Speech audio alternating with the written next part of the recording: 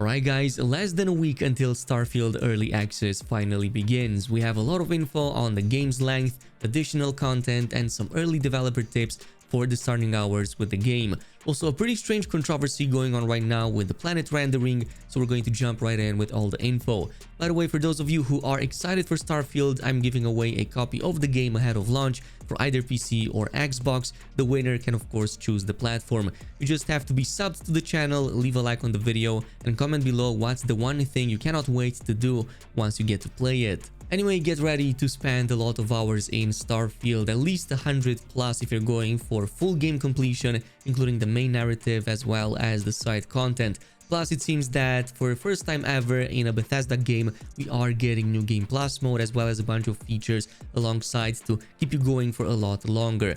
We have this very interesting interview over at the mainstream Bethesda event at Gamescom, during which Pete Hines had this to say. And he was like, you know, how far are you in? I was like, I just hit 80 hours. And he's like, so what did you think of the main quest? And I said, oh, I haven't done it. Like, at all. And he goes, what are you doing? Like, I need you to play. I was like, well, I was doing all these other things. I'm trying factions and seeing, you know, what does it feel like? He's like, you have to play the main quest. And then I got so caught up in the main quest that I spent the next 50 hours just doing that. Like, I forgot about all the other things because I got so wrapped up in the story. This game doesn't really even get going until you finish the main quest.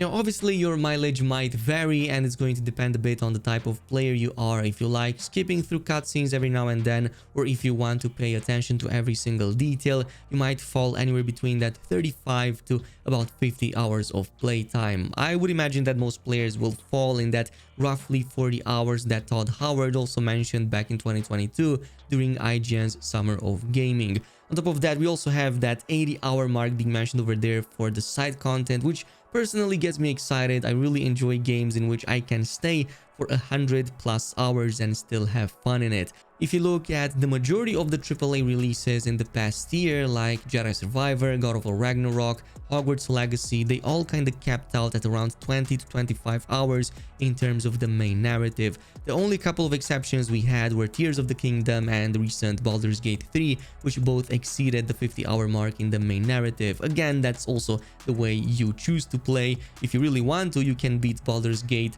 70-hour main story in just like 10-15 minutes at most. Interesting is that he mentions the game doesn't really get going until you finish the main quest, which to me it sounds like he's implying there are a lot of unique gameplay features that only open up until much later. And one of these was already confirmed, which is the new Game Plus mode. I think that this is a complete first for a Bethesda game to feature, as it's definitely going to open up a lot of new possibilities for players. In an interview with GQ magazine, Todd Howard mentions that it gives you the flexibility and options to carve out a unique identity, and even adds a unique and exciting twist on your Game Plus to incentivize continued and repeated playthroughs. So I'm really looking forward to what those exciting twists look like in the context of Starfield.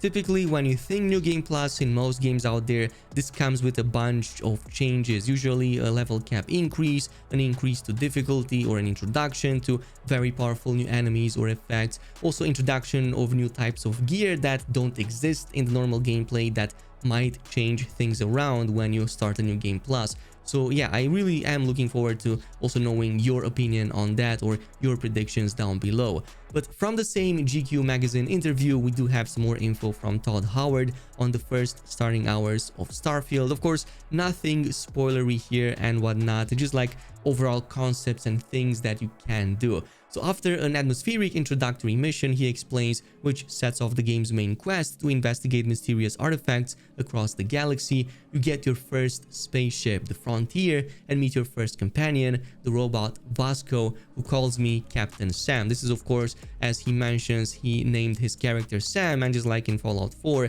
yeah, Vasco can actually say a large number of names, and if you do create a character with one of those names, it will be mentioned. I could go anywhere, but I head for the sprawling city of New Atlantis. As the Frontier blasts off into orbit for the first time, its afterburners pop like an intergalactic Jaguar. And I mean, yeah, if you watched any gameplay leaks or just looked at the gameplay, they really nailed that audio and feedback of pretty much everything, especially interplanetary flight. New Atlantis is the densest city the studio has ever created, with bustling streets, shiny skyscrapers, and distinct areas both above and below ground. I see barely any of it. A real city isn't just designed and built, it evolves over time. And it's in the upper district of this city that we meet Constellation, the game's Victorian-esque space explorer organization and the main propellers of the central story. Outside of their base, the lodge, essentially an early 1920s era Soho house, all chintz and log fires, there's a whole raft of opportunities. I get distracted by a museum, he explains, where I catch up on 3 centuries of human history, a devastating colony war, the fate of Earth, and something that I don't want to mention in this video, but it is nonetheless fascinating. Within 45 minutes, I have 12 new quests leading me off-world. One has me smuggling contraband from the mining colony of Sidonia on Mars to gain the trust of the deadly Crimson Fleet. And it seems that Bethesda is particularly excited about the smuggling possibility. Smuggling is an entire subsection of the game. There's even a quest line involving smuggling from the looks of it. And yeah, it's just something that you're probably going to want to eventually embark on to maybe get some interesting rewards out of it. I personally know that I will dedicate a run just to full-on piracy, and smuggling just sounds really interesting. Another one sends me to hunt space pirates in low gravity and the frozen plateaus of Europa. As I boost to huge heights using my rocket backpack, the combat has the responsive fanaticism of something like Destiny rather than Fallout. And yeah, so far it seems that combat has never looked better in a Bethesda game than in Starfield. That already sounds overwhelming from the first starting hours, and it really looks like you can take your playthrough in whichever direction you want. That is why the developers came in with a huge advice for players starting fresh on September 1st or September 6th, depending which edition you buy. In fact, Pete Hines of Bethesda specifically mentions opportunities called activities that players can seek out, and he heavily encourages you to go ahead and do the side content before moving on to the mission. We encourage you to play this like any Bethesda game. Do what you want, go where you want, test the game, be the kind of person you want to be in this world, and see what happens. Now, of course, with such a big release, it's unavoidable to have some controversy surrounding it. Literally every single game I've covered until now, if it was a big, huge release, it always had some kind of controversy. From Spider-Man back in 2018, even Tears of the Kingdom, there was some kind of controversy at every single step of the way, and obviously Bethesda isn't without one. Now, this whole controversy situation came from a leak a few days ago where somebody got the game early and they mentioned how planets aren't fully explorable, and in fact there are invisible barriers and pop-up that will appear once you exceed the limits of the landing spot. Now, good to notice that that task was only done in the tutorial area from my understanding. However, since then there has been official confirmation that it extends to the full game. So Tom Henderson, the owner of Insider Gaming news outlet and who's apparently been playing the game, did manage to confirm some interesting things over on Twitter. Not all of them may be so uplifting. So according to him, planets have a different number of landing spots with terrain limits. One planet might have 3 landing spots, he explains, whilst another might have 5.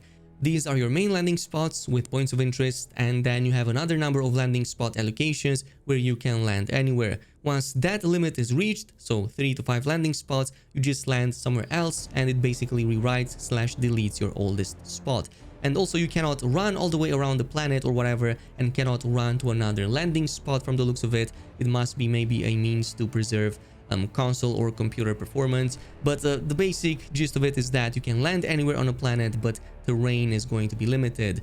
Now, I will keep it 100% real with you, and whilst it is sad that we don't get a full solar system simulation, it's probably not going to impact your overall enjoyment that much, if at all. And I say that to you as a No Man's Sky enthusiast who's been playing for over 7 years now, and not once have I ever attempted to run on a planet for more than a few minutes straight. The possibility fully exists to just jog around the planet, but I don't know a single major No Man's Sky content creator who ever even attempted that. To be honest, my biggest gripe with the game, if I were to even mention it, is that there's no seamless planetary takeoff and landing, which I find to be much more important. I mean, that feeling of breaking out of planet's atmosphere when you play No Man's Sky, for example, is really something. But really, for the overwhelming majority of players, this is going to not be an issue. Now, one other thing that has been talked about was the supposedly jittery footage of some of the gameplay shots. Now, according to Digital Foundry, which did get special permission to talk about this from Bethesda, yeah, the game should be much more smoother, at least from compared to the gameplay footage we've seen up until now and from the starting missions that they were able to play according to them. So it seems that that was just a rendering issue more so than a gameplay issue. Another interesting prospect, despite being an Xbox exclusive, well, if you want to call it that, it's also available on PC. It's just not coming to the PS5. Well, there might be a way in the end to play Starfield on the PlayStation ecosystem, and that's thanks in part to the recent announcement of the PlayStation handheld device that Sony is selling for about $200. Never gonna buy that, by the way, but it could open up the possibility to just stream the game on the device if you do manage to modify its OS, so its operating system. And that's because it's running on a modified version of Android, which could possibly be hacked in a way to play games from other consoles, especially when it comes to streaming services. And we do know that the game is also going to be on Game Pass day one. And since it's been recently confirmed that the PlayStation Portal isn't just restricted to the PS5, but it can also stream Xbox games, it could in theory let you play it that way. Now, I'm not sure why you would do that when we have the Steam Deck or many of the other very powerful handhelds that have appeared in the past few months or are about to appear, but I mean, it's totally an option, and if you want to like really throw a corporate FU, you can totally do so and break that exclusive barrier, that exclusive console barrier, at least partially. Anyway, that's it with the recent news. Thanks so much for watching, and I'll see you in the next video.